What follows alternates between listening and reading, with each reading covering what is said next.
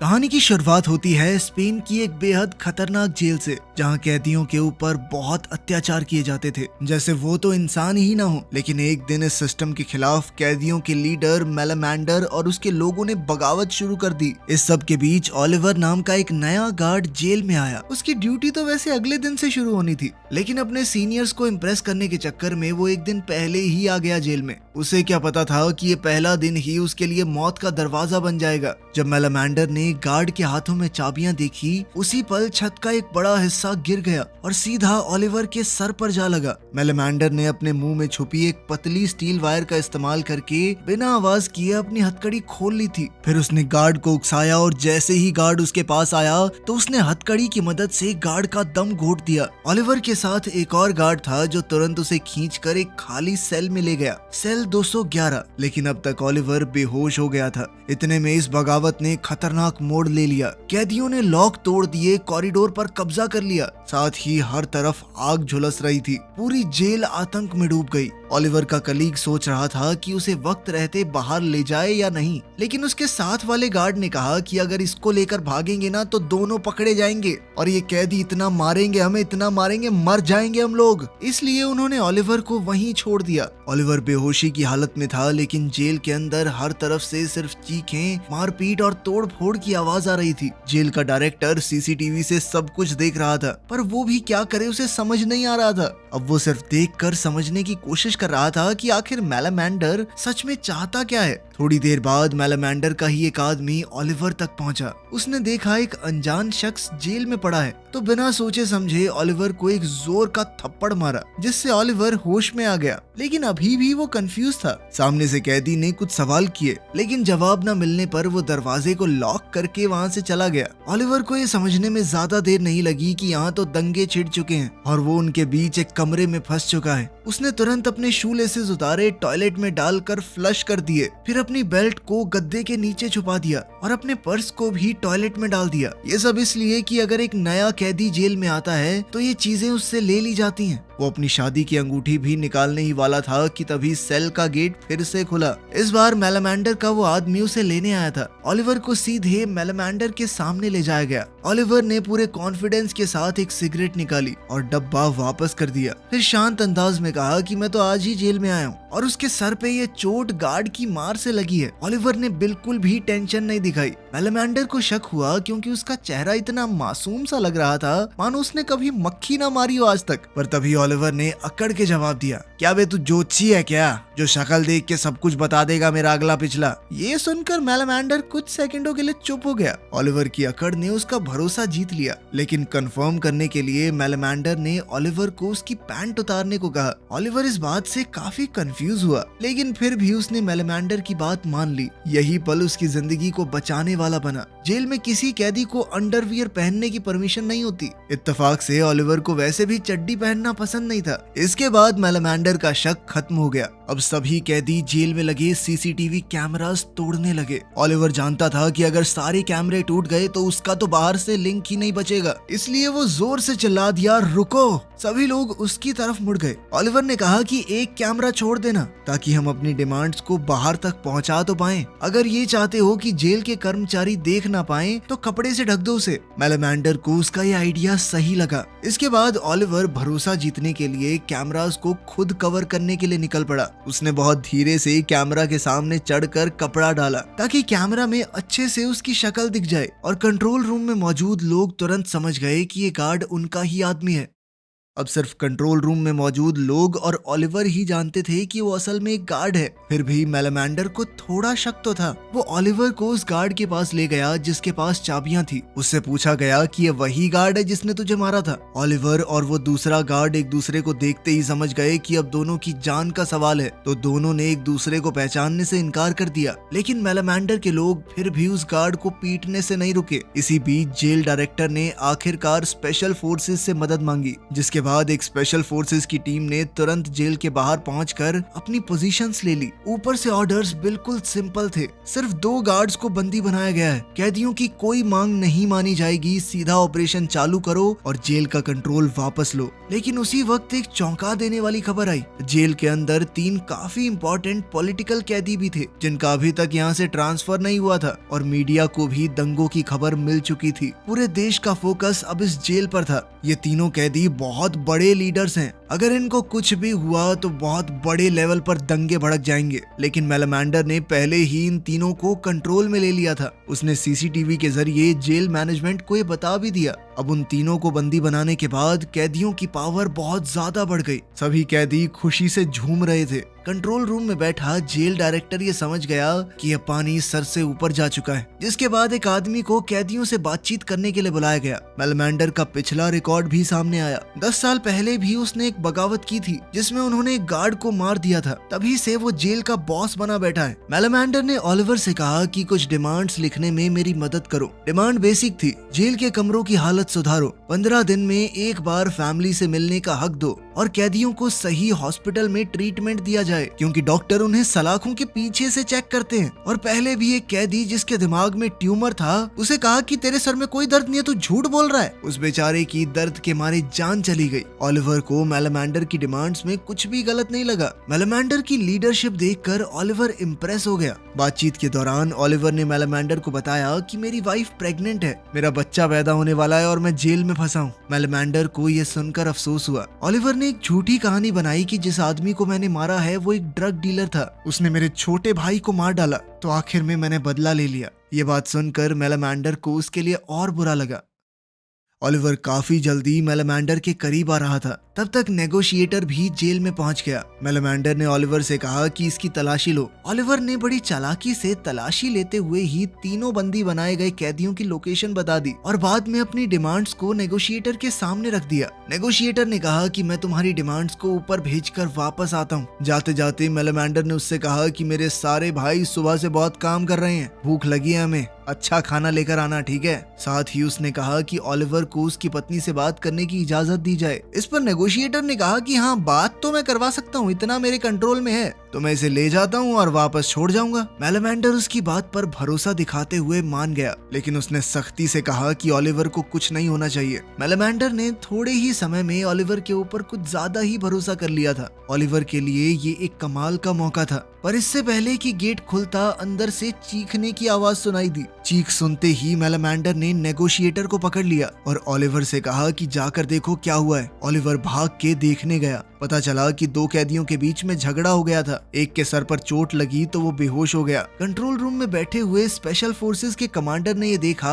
और वो समझ गया कि कोई तो बहुत इंपॉर्टेंट इंसान मरा है। इसके बाद उसने अपनी टीम को जल्दी से अटैक करने का ऑर्डर दिया। ओलिवर को तुरंत समझ आ गया कि अगर स्पेशल फोर्सेस अंदर आई तो खून की नदियां बहेंगी। वो फटाफट उन 3 हॉस्टेजेस को सर्वेलेंस कैमरा के सामने ले आया ताकि कमांडर ये देख सके कि सब कुछ नॉर्मल है। जैसे ही कमांडर ने उन्हें सीसीटीवी में देखा तो उसने ऑर्डर्स रोक दिए। अब बातचीत फिर से चालू हो गई। ओलिवर की समझदारी और हिम्मत ने सबकी जान बचा ली थी, लेकिन मेलामांडर को यह हजम नहीं हुआ कि ये आज ही जेल में आया, आज ही हीरो बन रहा है। लेकिन ओलिवर समझ गया कि हीरो नहीं बनना है। उसने सबके सामने मेलामांडर का हाथ उठा दिया कि सर ने ही तो मुझे कहा था ये सब करने को। अब कैदी उन दोनों को अपने हाथों पर उठाकर सेलिब्रेट करने लगे। मेलामांडर ने कहा कि काम तो बढ़िया किया तूने, लेकिन अगली बार बिना पूछे कुछ किया ना तो तुझे छोड़ूंगा नहीं।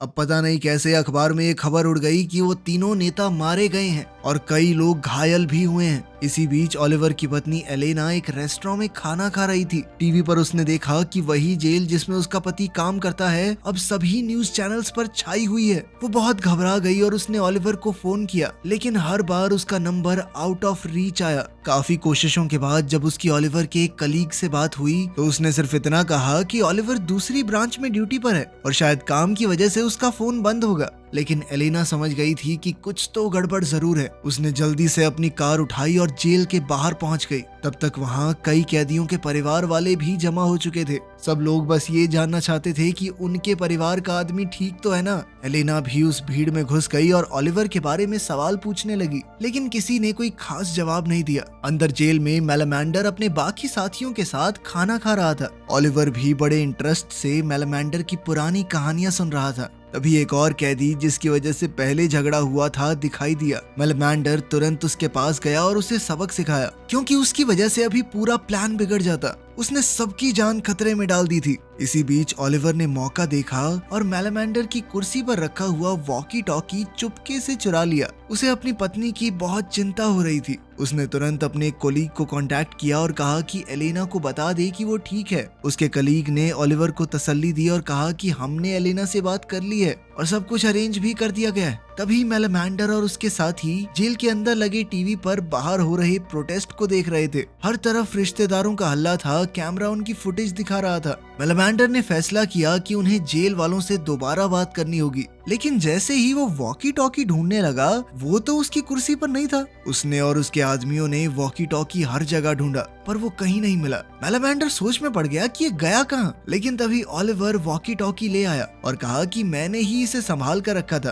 क्योंकि अगर वॉकी टॉकी गलत हाथों में चला गया तो गड़बड़ हो सकती है। उसकी बात ठीक भी थी, इसीलिए किसी को शक नहीं हुआ। लेकिन बालकनी से अपाचे ने सब कुछ देख लिया था। वो तुरंत अपने कमरे में गया, एक छोटे टिन के डब्बे में छुपा हुआ मोबाइल निकाला और उस गार्ड को कांटेक्ट किया जो उसका जानकार था। पता चला कि अपाचे असल में एक खबरी था जो असल में जेल अथॉरिटीज के लिए काम करता था। इसी तरह उसने तुरंत ओलिवर की असली आइडेंटिटी जान ली।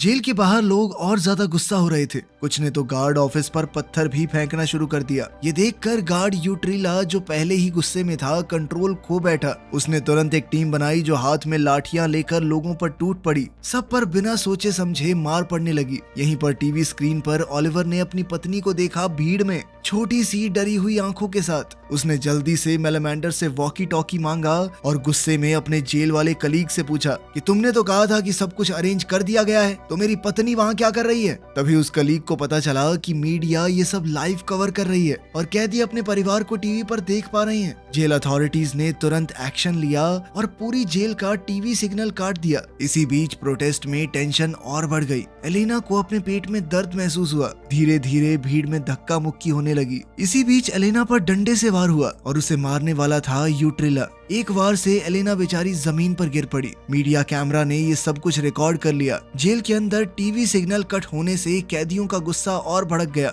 मेलामेंडर ने तुरंत वॉकी टॉकी उठाया और मैनेजमेंट से डिमांड की कि इंजर्ड लोगों की लिस्ट भेजी जाए। जब ओलिवर ने अपनी पत्नी के बारे में पूछा, तब जेल अथॉरिटीज ने झूठ कहा कि सब ठीक है। तभी अपाचे उसके पास आया। उसने ओलिवर को धमकाते हुए कहा कि अगर मेरी बात नहीं मानी ना, तो सबके सामने तेरी सच्चाई बता दूंगा। लेकिन ओलिवर पहले ही अपाचे के बारे में सब कुछ जानता था। वो डरा नहीं, बल्कि पलटकर धमकाया, बेटा मैं तो जेल में आज ही आया हूँ और मैं गार्ड हूँ। मेरा धोखा तो सह लेंगे ये लोग, लेकिन तू तो कैदी होके धोखा दे रहा है इनको सालों से। ये सुनकर अपाचे चौंक गया। उसने उम्मीद नहीं की थी कि ओलिवर सब कुछ जानता है। बाहर यूट्रिला को सस्पेंड कर दिया गया। कागजी कार्रवाई में कहा गया कि उसने भीड़ में किसी को चोट पहुंचाई थी, लेकिन असल में तो जेल अथॉरिटीज उसे बचा रही थी। जेल के अंदर मेलामेंडर और ओलिवर बैठकर आगे की बातें कर रहे थे। मेलामेंडर ने कहा कि मैं पूरी जिम्मेदारी अपने ऊपर ले लूंगा। तू कैदी हो कि तू बस मेरा साथ मजबूरी में दे रहा था। इससे तेरी सजा कम हो जाएगी। तू जल्दी अपनी बीवी और होने वाले बच्चे के पास जा पाएगा। उसी वक्त जेल अथॉरिटीज ने चोटिल हुए लोगों की लिस्ट भेजी। मेलामेंडर ने लिस्ट खोली, उसमें सिर्फ 4 घायल लोगों के नाम थे। वो तुरंत समझ गया कि मैनेजमेंट उन्हें बेवकूफ बना रही है। वो गुस्से में आग बबूला हो गया और कहा कि अब कुछ बड़ा करना पड़ेगा। उसने फैसला लिया कि वो 3 कैदियों में से एक को मार देगा। ओलिवर ने कहा कि अगर हमने बंदी बनाए हुए कैदियों को मारा तो मैनेजमेंट किसी को नहीं बख्शेगी। वो तुरंत अंदर घुस जाएंगे और सबको मार देंगे। फिर उसने एक नया आइडिया दिया, हम बस उसके कान का एक टुकड़ा काट देते हैं, इससे उन्हें सिग्नल मिल जाएगा कि हम सीरियस हैं। जब ओलिवर ने कान काटने का आइडिया दिया तो उसकी जिम्मेदारी भी उसे ही दे दी गई। ओलिवर ने जल्दी से काम खत्म किया ताकि दर्द कम से कम हो। थोड़ी देर में वो कटा हुआ कान जेल मैनेजमेंट को भेज दिया गया। अब उनके पास कोई रास्ता नहीं था, उन्हें असली लिस्ट देनी ही पड़ी। लेकिन लिस्ट पढ़ते ही उसका दिल टूट गया। उस लिस्ट के अंदर उसकी प्रेग्नेंट पत्नी एलेना का भी नाम था। इसी दौरान अपाचे ने भी बाहर की दुनिया से कांटेक्ट करके कुछ जानकारी इकट्ठा की। उस वीडियो में यूट्रिला क्लियरली एलिना पर हाथ उठा रहा था। ओलिवर ने वो वीडियो बार बार देखा। हर बार उसका गुस्सा और ज्यादा बढ़ता गया। एक तरफ वो जेल के अंदर अपनी जान जोखिम में डालकर इनके लिए काम कर रहा है, दूसरी तरफ उसकी बीवी को बाहर बेरहमी से पीटा गया। उसके कलीग ने भी उसे सच नहीं बताया। गुस्से से तड़पते हुए ओलिवर ने यूट्रिला को तुरंत अंदर भेजने की डिमांड की। उन बंदी बनाए हुए नेताओं की जान खतरे में थी तो मैनेजमेंट कुछ भी नहीं कर पाई। उन्होंने यूट्रिला को अकेले अंदर भेज दिया। जैसे ही वो अंदर आया, मेलेमेंडर ने उसे चाकू दिखाकर कंट्रोल में ले लिया और कैमरा से दूर ले गया। ओलिवर ने उससे एलेना के बारे में पूछा पर उसने कुछ भी नहीं कहा। जब ओलिवर ने वीडियो उसके सामने रखी तो उसने तुरंत अपनी नजर घुमा ली। ओलिवर के सब्र का बांध टूट गया। वो उस गार्ड को मारने लगा।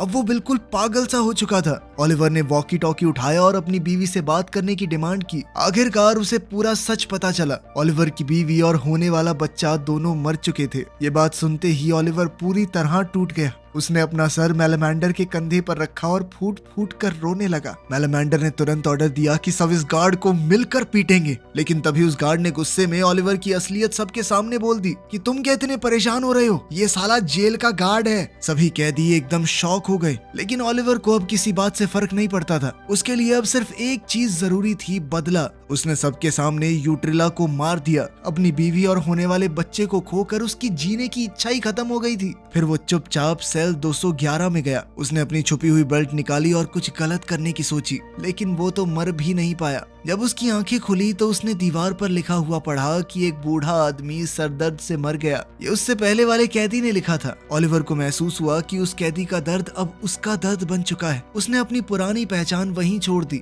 और सेल 211 का असली कैदी बन गया। जेल की दूसरी तरफ अब कुछ लोग ओलिवर पर शक करने लगे थे, लेकिन मेलेमेंडर अंदर ही अंदर जानता था कि चाहे वो पहले गार्ड भी रहा हो, लेकिन अब वो उनका अपना बन चुका है। उनकी किस्मत एक हो चुकी है। लिस्ट के आने के बाद कैदियों का गुस्सा और बढ़ गया। अपने परिवार वालों की हालत देखकर वो खुद पर काबू खो बैठे। अब सिर्फ जेल वालों से बात नहीं बन रही थी। सरकार बीच में कूद पड़ी और अब एक बड़े लेवल के आदमी को उनसे बात करने भेजा गया। उसने कहा कि ज्यादातर डिमांड मान ली गई हैं। जैसे ही वो डिटेल्स देने लगा, ओलिवर ने यूट्रिला की लाश को घसीट कर सबके सामने डाल दिया। उसने कैमरा की तरफ देखते हुए ये कहा कि मैंने मारा इसे। साथ ही उसने ये भी कहा कि हम तो तुम्हारी बात तभी मानेंगे जब प्राइम मिनिस्टर खुद टीवी पर आकर ये कहेगा कि हाँ, हमने तुम्हारी सारी शर्तें मान ली। अब ओलिवर पूरी तरह से कैदियों के साथ जुड़ गया था। मेलेमेंडर ने भी ओलिवर का साथ दिया। या तो डिमांड पूरी करो या आके लाशें उठाओ। नेगोशिएटर को वो सब कुछ ऊपर रिपोर्ट करना पड़ा। मेलेमेंडर को पता था कि सरकार इतनी आसानी से नहीं मानेगी, इसीलिए उसने अपने लोगों से कहा कि हॉस्टेजेस को अलग अलग जगहों पर शिफ्ट कर दो और आखिरी लड़ाई के लिए तैयार रहो। तभी जेल मैनेजमेंट ने एक बहुत गंदा खेल खेला। उन्होंने मेलेमेंडर को बताया कि ओलिवर सच में एक गार्ड है और अगर वो ओलिवर को मार दे तो बदले में वो उसकी सजा काफी कम कर देंगे। जब मेलेमेंडर ने ओलिवर की फाइल देखी तो वो एक बार के लिए हिल गया, लेकिन फिर भी उसने अपने प्लान को आगे बढ़ाया।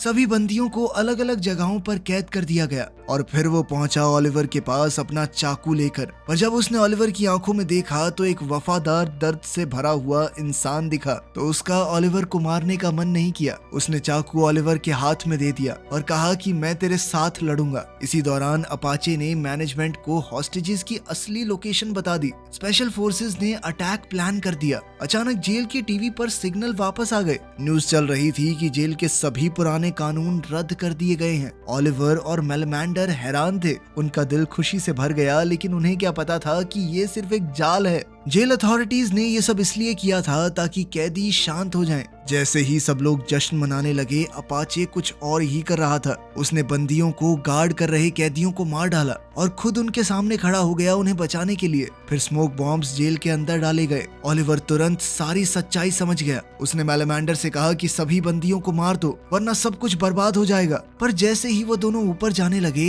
किसी ने नेल गन से ओलिवर के ऊपर हमला कर दिया। मेलेमेंडर उसके पास गया, लेकिन घाव इतना गहरा था कि कुछ नहीं हो सकता था। अपाचे ने चीख कर सबको कहा कि दोनों लीडर मर गए। ये सुनकर सभी कैदियों ने हथियार डाल दिए मेलामेंडर ये सब देखकर भी चुप खड़ा रहा। सब कुछ उसकी आंखों के सामने खत्म हो गया। उसने अपने आंसू पोंछे ही थे कि अपाचे ने उसे पीछे से गोली मार दी। मेलामेंडर गिरा लेकिन बदला लेने की कोशिश की। तब तक अपाचे ने एक और गोली दाग दी और वो जमीन पर गिर गया। स्पेशल फोर्सेस ने आसानी से जेल पर कंट्रोल वापस ले लिया। ओलिवर भी दर्द से करहाता हुआ मर गया। सब कुछ खत्म होने के बाद ओलिवर का कलीग उसकी लाश पहचानने आया। शर्मिंदा होकर उसने सेल 211 का दरवाजा खोला।